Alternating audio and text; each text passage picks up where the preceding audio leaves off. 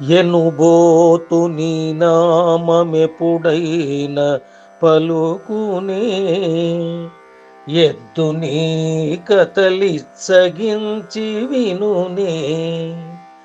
అజ్ఞాన జీవులై అవి నిన్ను కనలేవు, నేను జడుండనై నిన్ను తలపాగా.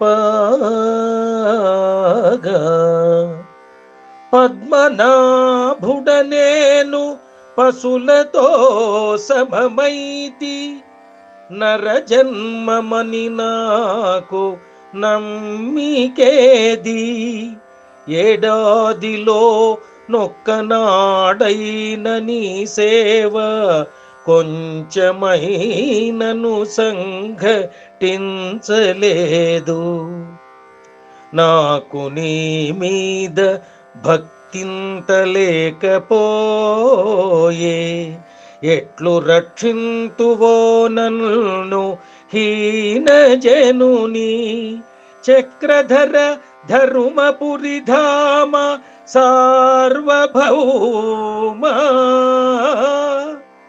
నరహరి భక్త జనకల్ప నాగతల్ప.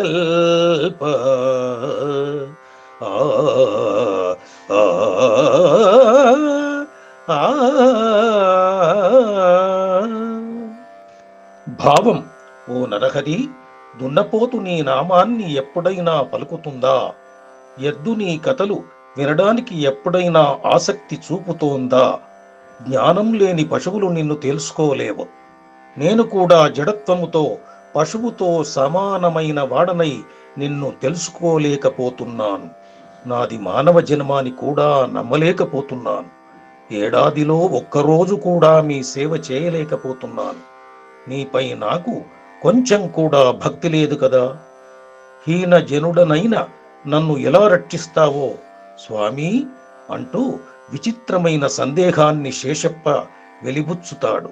ఏనాడు కూడా దేవుని చింతించనివాడు, దేవుని నమ్మే మనసు లేనివాడు, దేవుని సేవ చేయడానికి సమయం కూడా లేనివాడు వీళ్లను కూడా రక్షించమంటూ ప్రార్థిస్తాడు శేషప్ప.